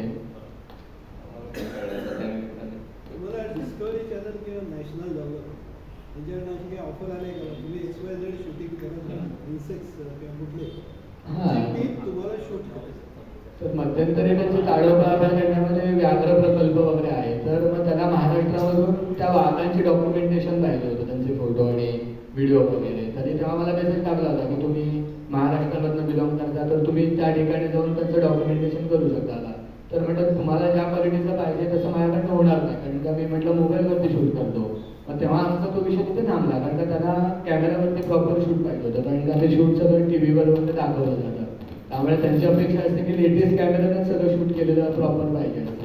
त्यामुळे एक दोनदा त्यांच्याकडे मला मेसेज आले होते, पण माझ्याकडे स्मार्टफोन फोटोग्राफी असल्यामुळे मी काय करू शकत नाही. पण भविष्यामध्ये मी कॅमेरा घेऊन ते प्रोफेशनल करणार आहे. आणि कॅमेराची इन्व्हेस्टमेंट किंवा हा पण विषय होता. हां, कॅमेऱ्याची बेसिक तुम्ही वाईल्ड लाईफसाठी इन्व्हेस्टमेंट म्हटली तरी कॅमेऱ्याची बॉडी 1-1.5 लाख रुपये येते आणि त्याला ज्या झूम लेन्स लागतात त्या साधारण 1-1.5 लाख रुपये येतात. ओव्हरऑल सगळे ते इन्व्हेस्टमेंट मला ते 3-4 लाखापर्यंत जाते. त्यामुळे सध्या मी छंद म्हणून जस्ट असं झोपासतं. त्यामुळे म्हटलं एवढी इन्व्हेस्टमेंट मी अजून करत नाही त्याच्यामध्ये. हां, भविष्यामध्ये जर ते मी प्रोफेशन म्हणून बघितलं तर करायला हरकत नाही तेवढी. तुमचे फोटो काढण्याचे विषय पक्षी आणि पिकअप एवढेच आहेत का? असं काय नाही. मी शक्यतो म्हणजे नेचर फोटोग्राफीच माझा विषय आहे. म्हणजे मी कधी वेडिंग फोटोग्राफी किंवा मानवी व्यक्तिरेखा मॉडेल शूट वगैरे नाही कधी केलेलं. शक्यतो मी सगळे नेचर फोटोग्राफीच माझा विषय आहे. त्यांच्या प्रश्नाशीच एक संबंधित आहे की त्यांनी सांगितलं उत्तम कॅमेरा असेल तरी त्यांचे फोटो येत नव्हते. तुम्ही सांगितलं की अँगल ॲडजस्ट करायला पाहिजे, प्रकाश ॲडजस्ट करायला पाहिजे, हे सर्व मान्य. म्हणजे मी एक हौशी म्हणतो तसाच मोबाईल फोटोग्राफर आहे, किंबहुना म्हणूनच आपल्याला फेसबुक रिक्वेस्ट पाठवली आणि आज ऐकायला पण आलो. माझा प्रश्न असा की तुम्ही मी बरेचदा अशी मित्रांच्यात गप्पा असताना अरे याचा या ब्रँडचा फोन आहे, त्याच्यातून चांगलं येतात, तुम्ही म्हटलं तसं मेगापिक्सेलवर काय नाही. मग जर एक्सटर्नल फॅक्टर्स तर आपल्याला कंट्रोल करायला पाहिजे, पण मुळात मला समजा आता एक मोबाईल फोन घ्यायचा आहे, तर त्याचं काय कॉन्फिगरेशन म्हणा किंवा त्यातल्या कुठच्या भागावर मी एक ग्राहक म्हणून फोकस करावं जेणेकरून फोटो चांगले येतील. बाकी हे अँगल लाईट आहेतच. बरोबर. तर बेसिक गोष्ट राहिला, पण तुम्ही म्हणाला फोटोग्राफीसाठी नेमकं काय बघायचं. तर मोबाईलचा आपण कॅमेरा बघायचा. आता म्हणजे आपण फोटोग्राफी करतो म्हटल्यावर मोबाईलमध्ये आपण कॅमेरा बघणार. तर तुम्ही म्हणता तो प्रश्न बरोबर आहे की नुसतं तुम्ही म्हणाल आता नोकियाच्या बटनाचा फोन घ्या आणि काढाल तर त्याच्यात फोटो येणार नाही, कारण त्याची कॅमेरा क्वालिटी तेवढी नाही आहे. पण माझ्या अभ्यासानुसार सध्याच्या काळात म्हणाल तर 15,000 ते 10,000 या रेंजपासून जे फोन आहेत ते फोटोग्राफीसाठी चांगले आहेत. त्याच्या आतल्या ज्या रेंजचे फोन आहेत त्याचा कॅमेरा तेवढा कंपनीत मुद्दामच दिलेला नाही आहे चांगला, कारण का स्वस्त किमतीमध्ये चांगले कॅमेरा आहेत तर लोक ते फोन घेतील. पण एक 15 ते 10,000 रेंजपासून पुढपर्यंत म्हणजे आता आयफोन किंवा सॅमसंग गॅलेक्सी S21 वगैरे त्या सिरीज आहेत, किंवा आता लेटेस्ट विवोचे X300 म्हणून लॉन्च झाला आहे फोन, ते एकदम प्राइसली फ्लेवर आहे. तसं म्हणाल तर जमीन असण्याचा फरक पडतो फोटोमध्ये. म्हणजे कॅमेरा क्वालिटी पण तेवढीच महत्त्वाची आहे. फक्त मोबाईल आणि कॅमेरा तुम्ही कम्पॅरिझन केले तर कॅमेरा भेटतो, पण मोबाईलमध्ये सुद्धा कॅमेरा क्वालिटी बघून घ्यायला लागते. म्हणजे सध्याच्या काळामध्ये 15,000 20,000 पर्यंतचे रेंजचे फोन आहेत ते मोबाईल फोटोग्राफीला उत्तम आहे. नाही समजा एक 15,000चे 4 प्रकारचे फोन आहेत, बरोबर. मला त्यातलं काही टेक्निकली समजत नाही, तर तो घेताना असं काय आपण गुगल करून की हा फॅक्टर या 4 एकाच किमतीच्या फोनमध्ये हा फोन घ्यावा कारण याने फोटो चांगले चॉईस तर त्याच्यामध्ये एक उत्तम मार्ग म्हणजे सरळ ते आता हल्ली युट्यूबवरती सगळे रिव्ह्यू दाखवतात. म्हणजे 4 फोन वेगवेगळ्या प्रकारचे एका रेंजमध्ये समोर घ्यायचे आणि त्याचे कॅमेरा ऑन करून प्रत्यक्षच बघायचं की याचा तुमचा कॅमेरा भेटत नाही, आणि मग ते युट्यूबवरती दाखवतात की बा एवढे 4 मॉडेल आहेत वेगवेगळ्या कंपन्यांचे, हे बेस्ट आहे सगळ्यामध्ये, तर तुम्ही ते मॉडेल घेऊ शकता. किंवा सरळ दुकानामध्ये तुम्ही गेला शॉपमध्ये मोबाईल शॉपमध्ये तर ते सगळं तुम्हाला जो आवडतो फोन ते मोबाईल दाखवतो ते सगळे बघायचे आणि प्रॉपर ते सगळे ॲट अ टाइम ते कॅमेरा ओपन करूनच बघायचे. त्यात तुम्हाला ऑटोमॅटिक कळेल की कोणता कॅमेरा चांगला की कसा आहे. तर तिथे तुम्ही जागेवर टेस्ट करून पण बघू शकता. म्हणजे असं स्पेसिफिकेशन वरून आपण ते नाही ठरवू शकत समज नाही. कसे आहे, काय काय मोबाईल कंपन्यांचे फोन आहेत ना ते 8,000 किमतीचे आहेत, पण त्यांचा कॅमेरा क्वालिटी 70,000च्या फोनपेक्षा चांगली आहे. त्यामुळे मग हा तुम्हाला एक अनालिसिसच करायला लागतो पूर्ण. किंवा जे आता आमच्यासारखे फोटो काढणारे असतात पूर्ण, मग आम्ही आमच्यामध्ये तसे डिस्कस करतो की तुझा फोन कुठचा आहे, त्याचे फोटो बघतो. किंवा एखाद्या ऑब्जेक्टचे आम्ही ते सगळ्या 4-5 प्रकारच्या फोनचे फोटो काढतो आणि मग ते सगळं त्याच्यात आपला फरक कळतो की हा ह्याच्यात एवढे खास आहेत ना, हा जरा जास्तच बूस्ट करतो किंवा काही AI एनहान्स करतात. मग एकदम ओरिजिनल आणि छान फोटो येतो तो कॅमेरा सगळ्यात चांगला. त्यामुळे कॅमेरा कंपॅरिझनच सरळ बघायचे त्याच्यामध्ये. मग सध्या आपण एवढे लाखांनी रुपयाचं पण एकदम असं समोर आणू शकत नाही. मग युट्यूबवरती असे कॅमेरा कंपनीजच मिळतात की बा ॲपलचा फोन असेल, सॅमसंग असेल, विवोचा आहे. ॲट अ टाइम ते 4 फोन तुमच्यासमोर दाखवतात आणि ऑनेस्ट रिव्ह्यू देतात की बा विवोचा फोन चांगला आहे. मग तसं तुम्ही व्हिडिओ बघूनच चॉईस करा. माझं म्हणणं आहे फोन घ्यायचा झाला तर. कारण का दुकानदाराकडे गेला तर दुकानदार पण सगळं सांगतात की हा फोन पण बेस्ट आहे. आणि काय काय फोनच्या कंपन्यांच्या कॅमेरा असा एकदम डिझाईन असा करतात की तो खूप भारी वाटतो. असा त्याचा बाउंप असतो, मोठा असतो कॅमेरा. पण कॅमेराचा तुम्ही बघायचं असाल तर सेन्सर साईज बघा, म्हणजे त्याची इन्फॉर्मेशन असते सगळी, डिटेल्स असतात बॉर्डरवर. त्याच्यामध्ये कॅमेरा सेन्सर किती आहे, बॉर्डरचा आहे किंवा सोनीचा आहे की अँटीबुकचा आहे, ते बघून तुम्ही घेऊ शकता. आता तुझ्यामध्ये पुढचा हा म्हणजे ॲडव्हर्टाईज होईल. पण माझ्या माहितीमध्ये आता विवोचा X300 म्हणून फोन लॉन्च झाला नुकताच आणि शॉमीचा 17 अल्ट्रा म्हणून आहे. हे दोन पण आता जगात एकदम टॉप लेवलचे कॅमेरा फोन आहेत आणि ते अजून भारतात लॉन्च माझ्यामध्ये व्हायचं आहे. कारण का त्याची प्राईस जवळपास 1,00,000-1.5 लाखापर्यंत नक्की असते. पण एक गंमत अशी आहे की आता चायना कंपनी आपले ते मोबाईल लॉन्च करते.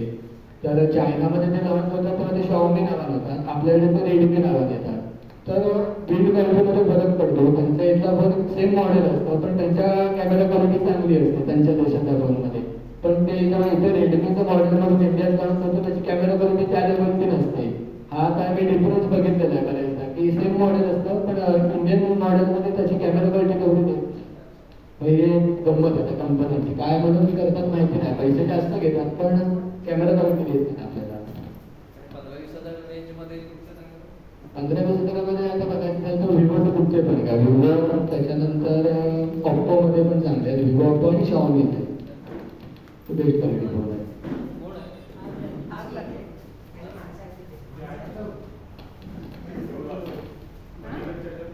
आपलं माणसाचं झाड उन्मळून पडलं आणि नंतर मध्ये वादळ गेल्यावर तुम्ही ते झाड आधार वगैरे देऊन असं उभं करून ठेवलं होतं. पण एक 2-4 दिवसांनी ते झाडांची पानं सगळी पिवळी पडायला लागली, म्हणजे ते फुलझाडनं मोडलं होतं त्यामुळे ते सुकलं झाड. आणि ते झाड जेव्हा नंतर आम्ही उतरवलं तेव्हा त्याच्यावर त्याची वेगवेगळ्या रंगाची पानं ठरवली. पण ते झाड हिरवं असताना मोडलं त्यामुळे काही त्याच्यामध्ये कोवळी पानं होती आणि काही अशी हिरवी पानं पिकत आली होती. त्यामुळे मग मला एक आयडिया आहे की म्हटलं आपण ह्याचं एक असं लाईफ सायकल टाईप करूया. म्हणून मी वरची सगळी अशी पानं, कोवळी पानं, मधल्या स्टेजची आणि अशी वेगवेगळ्या फेज म्हणतात ना तशी ती पानं एका अशी गोल सर्कलमध्ये लावून एक पानाचं जीवनचक्र असा एक हे करून तो फोटो काढला होता तेव्हा. हा हे ते मार्चमध्ये आकाशगंगा जी प्रवास म्हणतात ना, जसं सूर्यास्त तशी आकाशगंगेचा उदय.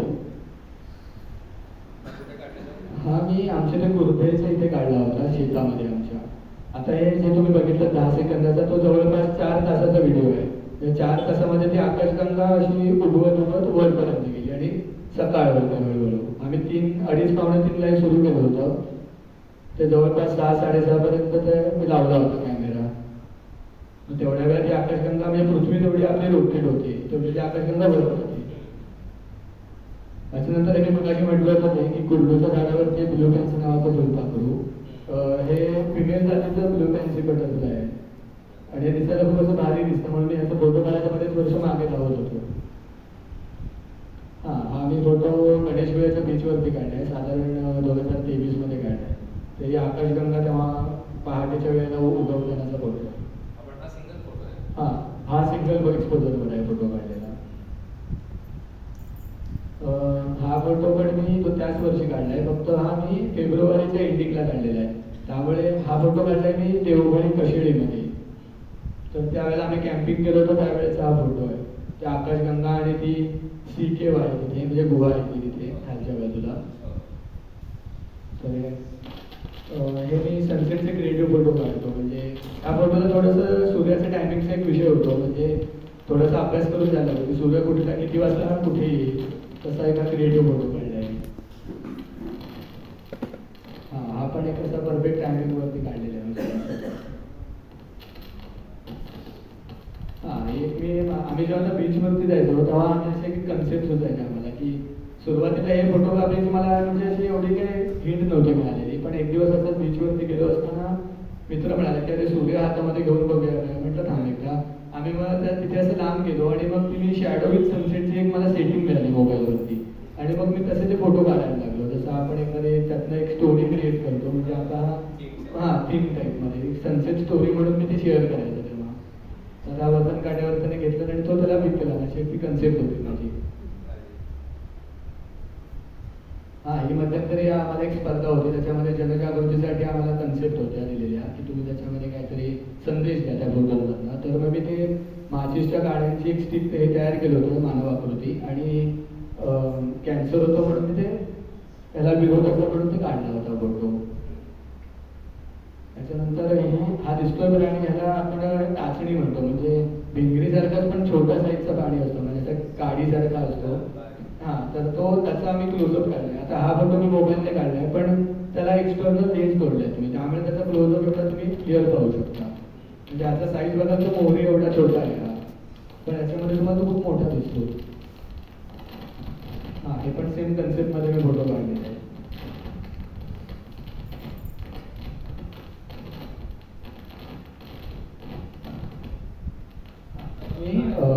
आपल्या इथे पुरुषाला तिथे एक विषारी साप असतो कातळावर, की तसा मी हा क्लोजअप फोटो काढलेला आहे. आता हा सापाची गंमत सांगायची झाली तर हा साप तितकासा आक्रमक नाहीये, म्हणजे वाटतो खूप जणांना तो असा आपल्या खवल्यांवर खवल्या असा आवाज करतो भीतीच आहे, पण तो साप जेव्हा हा मी फोटो काढला तेव्हा तो साप झोपलेला होता. मी रात्री गेलो होतो तेव्हा हा साप एका ह्याच्याखाली होता, एका मोठ्या पानाखाली होता, आणि मी ते अलगद पानाच्या बाजूला गेलो आणि तसा तो सावध नव्हता, म्हणजे सुप्त अवस्थेत म्हणतात तसा होता, त्यामुळे तो मला फोटो काढता आला त्याचा. हो, खूप अगदी म्हणजे जवळपास 1 सेंटीमीटर अंतर असेल त्याच्यापासून माझं. फक्त ह्या फोटो काढताना सावधगिरी बाळगावी लागते, म्हणजे त्या सापाचं नेचर म्हणतात ते तुम्हाला माहिती पाहिजे. आता तसा तो लगेच ॲग्रेसिव्ह होत नाही, पण त्याला स्पर्श झाला तर मग तो चावू शकतो तुम्हाला. हा मी ह्याच्यामध्ये काढलाय, नोव्हेंबरमध्ये काढलाय, व्याध नक्षत्र काढलेलं आहे मी ते. त्यावेळेला भरपूर तारे दिसायचे तेव्हाचा तो फोटो आहे. मी तो मेरवी बीचमधून काढलेला आहे. मेरवी बीच म्हणजे गणेशगुळे आणि गावकडेच्या मध्ये ते लोकेशन येते, आणि तिकडे कसं एकदम निर्मनुष्य जागा आहे, त्यामुळे एकदम आकाश असं ताऱ्यांनी भरलेलं दिसतं त्या लोकेशन. हो, नाही हे बॅटरीचं लोक मी शेवटचे 3 सेकंद फक्त मानलेलं आहे. आपण तिथला फोटो आहे. हे ब्ल्यू पेन्सिल फक्त मेल बटन. त्याच्यानंतर हे केरळ राज्याचं राज्यफुलपाखरू आहे, त्याला ब्ल्यू बँडेड म्हणतात, ब्ल्यू बँडेड पिकॉक म्हणून. हे मध्यंतरी मला आपल्या इथे दुर्मिळ आहे, रत्नागिरीमध्ये तसं सहसा दिसत नाही, पण मला लॉकडाऊनच्या काळाला आपल्या इथे कसं बागा बिगा त्या मानाने साफसफाई एवढी केलेली नव्हती, त्यामुळे त्यांना जी लागतात ना जैव खाद्य वनस्पती त्या उगवल्या होत्या, त्यामुळे ही फुलपाखरं त्या वेळेला दिसत होती. हे केरळचं राज्य फुलपाखरू आहे. हा पण गवतावरती येणारे एक ढेकून टाईप कीटक आहे. हा एक मला आवडलेला आतापर्यंतचा पतंग आहे, हा छोटासा, पण त्याचे कलर खूप भारी आहेत, असं म्हणजे गालीच्या सारखे कलर आहेत त्याचे. खूपच. हा फोटो कोळ्याचा आहे. हा म्हणजे कोळी त्याच्या एका ह्याच्या मागे लपलेला आहे, त्याच्या जाळ्याच्या मागे लपलेला कोळी आहे. त्याचे तुम्ही असे बोलके डोळे पाहू शकता त्याच्यामध्ये. हा मी आपल्या घरात जी पाल असते तिचा फोटो काढलेला आहे, फक्त एकदम क्लोजअप घेतल्यामुळे ती अशी बघून असते असं वाटतं. हे पण एक हे आपलं रॉबर फ्लाय म्हणतात त्याला, म्हणजे ड्रॅगन फ्लाय म्हणजे आपण भिंगरी म्हणतो, हा रॉबर फ्लाय असतो, हा पंख उघडे होत नाही, हा पंख बंद करून बसतो. हे ब्ल्यू बँडेड बी म्हणजे मधमाशीची एक प्रजाती आहे ही. हा पण डेमसेल फ्लाय, फक्त त्याचा एकदम मी क्लोजअप घेतलेला आहे, त्यामुळे त्याचा चेहरा असा वाटतो तो एलियन फेस. ही माशी म्हणजे तुमसळ माशी म्हणून आपल्याकडे प्रसिद्ध असते, लाल रंगाची अशी पिवळी मोठी. मोठी माशी, तिचा आम्ही क्लोजअप काढलेला आहे. म्हणजे ही माशी जवळ काढणं म्हणजे एक रिस्की काम असतं, पण हे मासे त्यावेळेला काय माहिती नाही, पण ते एका अशा ठिकाणाच्या काय म्हणतात ते एका मातीच्या पोळ्यावरती बसलेली होती आणि मी बराच वेळ तिचा अभ्यास केला, पण ती उघड नव्हती. म्हणून मी कशी बशी डेअरिंग करून तिच्या जवळ जाऊन तो तिचा क्लोजअप फोटो काढला. हा पण टेन्शन फ्लायचा फोटो आहे. हा पण एक मी त्यावेळेला काढला होता की खिडकीतनं ती अशी बाहेर बघून बघते असा विषय आहे. ही पण टेन्शन फ्लायचा. हा स्टार ट्रेस म्हणतात. हा स्टार ट्रेस म्हणजे आकाशगंगेने जवळपास 200-250 फोटो काढले आणि ते एकदम असे स्टॅक केले की हा पृथ्वीचा तेवढ्या तासामध्ये झालेला प्रवास दिसतो आपल्याला. 4 तासात पृथ्वी किती रोटेट झाली आहे त्याच्यावरून आपल्याला कळतं. हा एक मी ओंबिलांचे फोटो काढताना हा एक काढला होता. ह्याच्यामध्ये तुम्ही त्या ओंबिलाची ताकद बघू शकता की तो त्याच्या वजनाच्या किती पट, जवळपास म्हणतात की तो 50 पट वजन उचलतो. पण हा एक डेमो आहे त्याच्यातला की तो पूर्ण शक्तीने त्याने ती माशी धरलेली आहे. आणि मी हा पूर्णचा व्हिडिओ केला होता. म्हणजे त्या ओंबिलाने पूर्ण एकट्याने ते आपल्या पोळ्यापर्यंत नेली होती माशी ओढून. ह्याच्यावर तुम्हाला त्यांच्या क्षमतेचा अंदाज येईल. हा एक फोटो त्यातलाच आहे, 2 मुंग्या पाणी पिताना. हे मी पूर्णगडच्या ब्रिजचे ते आकाशगंगा काढलेली आहे मार्च महिन्यामध्ये. ही आमच्या घराच्या पाठीमागे शेतामध्ये आकाशगंगेचा फोटो काढलेला आहे. हे मी एक मला मध्यंतरी जेव्हा आम्ही सूर्य हातात वगैरे घेऊन ती शॅडो विथ सनसेटची संकल्पना आली त्यानंतर आम्ही कंदील घेऊन जायला शिकलो की म्हटलं त्याला कंदीलमध्ये आपण असं आहे बरोबर टायमिंगला क्लिक करायची म्हणजे म्हटलं तो कंदील वाटते. त्या टाईपमध्ये मी फोटो काढलेले आहे. हा पण मी बरेच दिवस ही माझी कन्सेप्ट डोक्यामध्ये होती की म्हटलं असं आपल्याला फोटो काढायचा आहे. त्या फोटोला फक्त एक गंमत अशी होती की सूर्याच्या टायमिंगचा अभ्यास पाहिजे. परफेक्ट टायमिंग नाही झालं तर मग दिवस फुकट जातो. मग सूर्य एकदा खाली गेला की मग पुन्हा मिळत नाही. त्यामुळे खूप अभ्यास करून आणि संगीत तालीम करून आणि तो योगायोगाने तो आमचा पुतळा सुद्धा त्याच्यात आला होता. त्यामुळे ती प्रेमदार अशी जिवंत वाटते. हा हे सेम कन्सेप्ट आहे, फक्त चंद्र मी त्याच्यामध्ये कंदिलामध्ये घेतलेला आहे. हा गावपडीमध्ये काढलेला आहे फोटो. आणि हा फोटो म्हणजे आता काय काय जणांनी मला पहिल्यांदा म्हटलं की हा हे आहे, पण म्हटलं त्या फोटोमध्ये त्या दिवशी नेमका माझा मित्र वरती चंद्राचा हातात घेत होता. नेमका त्यावेळेला पाठीमागे कावळ्यांचा धावा उठत होता. त्यामुळे त्या योगायोगात सिनेमा म्हणतात ना सिनेमॅटिक अशी बॅकग्राऊंड मिळाली त्याला. हा एक सनसेट स्टोरी आहे. हो हा हे सोलर लँटर्न म्हणून माझी एक सिरीज होती त्याच्यामध्ये मी फोटो काढायचो. हा क्रिएटिव्ह सनसेट. हा आम्ही प्रकाशात फिरण्याचं हा हे फोटो काढण्याची एक ट्रिक अशी आहे की आता आपण जेव्हा प्रकाशाकडे बघतो किंवा बाहेर एखाद्या ऑब्जेक्टकडे बघतो तेव्हा त्याचं आपल्या डोळ्यामध्ये रिफ्लेक्शन येतं. तर हा फोटो काढताना आपण थोडा बंद खोलीत काढायचा तोपर्यंत आजूबाजूच्या ॲटमॉस्फिअरचं आपल्याला रिफ्लेक्शन डोळ्यात येतं. त्यामुळे एका ठिकाणी असं काळोख्या खोलीत बसून आपल्याला जे पाहिजे ते तो आता झेंडा धरला होता मी डोळ्यासमोर आणि मग तो डोळ्यासमोर असं ॲडजस्ट करायला लागतो. कुठल्या तरी एका पॉईंटला तो आपल्या बुबुळामध्ये त्याचं रिफ्लेक्शन दिसतं आणि तसा तो मी काढलेला आहे फोटो डोळ्यासमोर धरून. हो गणपतीचा म्हणजे ही पण एक कुंभारमाशीची प्रजाती आहे, फक्त ही फुलांमधला रस पिऊन जगते. मला खूप फुल आहे म्हणतात. हा ही पण सेम कन्सेप्ट आहे. समोर मूर्ती आहे आणि त्याच्याकडे बघत राहायचं आणि मग तो कॅमेरा अँगल सेट करून ते रिफ्लेक्शन येईल थांबायचं. कुठल्या तरी एका पॉईंटला रिफ्लेक्शन येतं डोळ्यामध्ये आणि मग तेव्हा तो फोटो काढायचा. टायमिंगला थोडंसं महत्त्व आहे आणि लाईटचा पण इफेक्ट आहे. हा फोटो मला बऱ्याच सगळ्यात बेस्ट फोटो म्हणता येईल कारण का ह्या फोटोने मला अनेक बक्षिसं मिळवून दिली. हा फोटो बऱ्याच जणांनी मी खूप शेअर झाला होता. लाखो लोकांनी शेअर केला होता की ताणलेली मुंगी वगैरे अशी कॅप्शन देऊन. हा फोटो सगळ्यात माझ्या आवडीच्या फोटोंपैकी एक आहे. आणि शॉबीचं जे मला अवॉर्ड मिळालं होतं त्या मोबाईल स्मार्टफोन फोटोग्राफीमध्ये हा फोटोला फर्स्ट प्राईज मिळालं होतं. त्याला मी कॅप्शन दिली होती टेन्शन बिलाय सेज हेलो म्हणून की तो तुम्हाला खिडकीतनं हेलो करतोय असं त्याला मला एक कन्सेप्ट होती. आणि या फोटोला फर्स्ट प्राईज मॅक्रो कॅटेगरीचं मिळालं होतं. हा ही पाल आहे फक्त हा टायमिंग छोट्याची अशी जिभे फिरवताना तो सूर्य असा चाटते असं मी वाटते कन्सेप्ट. हा पण त्याचा पानाच्या आडून. हा ही पण सेम कन्सेप्ट आहे. समोर गणपती बाप्पांची मूर्ती आहे आणि माझे एक छोटा मित्र आहे त्याच्या डोळ्याचे खूप छान आहे, त्याचे मोठे आहे. त्यामुळे मी त्याला म्हटलं होतं की तू गणपती बाप्पांकडे बघ. फक्त काय होतं हे फोटो काढताना त्याचा डोळ्याला त्रास होतो. मोबाईल जरा डोळ्याच्या जवळ येतो त्यामुळे 2, 3, 4, 5 असे अटेम्प्ट करून आम्ही ते काढलं आणि एका फोटोमध्ये मस्त असं एकदम रिफ्लेक्शन पडलं होतं डोळ्यात. आता हा एक तुम्हाला सांगायचं झालं तर एक अँगलचा विषय जो असतो ना, आता आपण एक सिम्पल पान आहे आपल्या गडग्यावरती आष्टाची झाड येतात त्याचं हे पान आहे. फक्त एक अँगल सेट केला की त्यातून कन्सेप्ट तयार होते. आता आम्ही वे टू सन म्हणून असा फोटो काढला होता. सूर्याकडे जायचा रस्ता. एक मी क्रिएटिव्ह सनसेट स्टोरी करायचो तयार. ते आम्ही गेम खेळायचो, त्यातल्या कन्सेप्ट आम्ही इथे उतरवायचो. हां, आता पहिलं बक्षीस मला या फोटोमध्ये मिळालं होतं, मराठी संवर्धन मंडळाचं. हो. हां, तर हा फोटो आहे हा आपल्या आकाशगंगा मंदाकिनी, ज्या आपण आकाशगंगेत राहतो, आपली पृथ्वी आहे सौरमान आहे, ती ही मंदाकिनी आकाशगंगा. आता हे याचा मी 180 डिग्रीमध्ये फोटो काढलेला आहे. हा एक फोटो म्हणजे सिंगल इमेज नाही, जवळपास 25-30 फोटो मी असे एकत्र करून 180 डिग्रीमध्ये ती आकाशगंगा कॅप्चर केलेली आहे. ही पण मी मोबाईलनेच फोटो काढलेला आहे. हे पण एक क्रिएटिव्ह. हां, ह्या आकाशगंगेच्या फोटोबद्दल सांगायचं झालं तर जसं आता म्हटलं की मार्च ते जूनमध्ये पहाटे आकाशगंगा दिसते, तशी नोव्हेंबर आणि डिसेंबर महिन्यांमध्ये पश्चिमेला संध्याकाळी सूर्यास्तानंतर आकाशगंगा दिसते. आता हा फोटो आम्ही गावकडी बीचवर काढला, म्हणजे जिथे आता आकाशगंगा आहे तिथे सूर्य होता काही वेळापूर्वी. सूर्य मावळल्यावरती आकाशगंगा तुम्हाला उगवलेली दिसते. म्हणजे नोव्हेंबर महिन्यात सुद्धा तुम्ही आकाशगंगा पाहू शकता, फक्त काही तासांसाठी ती तुम्हाला दिसते.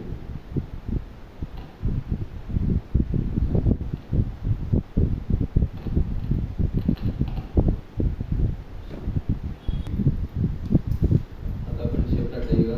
तुम्हाला पुढील सगळ्यात जास्त प्रमाणात एक काय प्रोफेशनल फोटोग्राफी असेल, नॅशनल जिओग्राफी असेल, डिस्कवरी असेल, तिकडे सगळे प्रसिद्ध सांगायला आम्ही पाहू इच्छितो आणि त्यासाठी तुम्हाला खूप शुभेच्छा देतो. आपण एक छोटासा सत्कार करूया आपला. मी सर्व सगळ्यांना खास रत्नागिरीवर प्रोग्रामसाठी मी त्यांना विनंती करतो की आपण आधीच सत्कार करू. थँक्यू.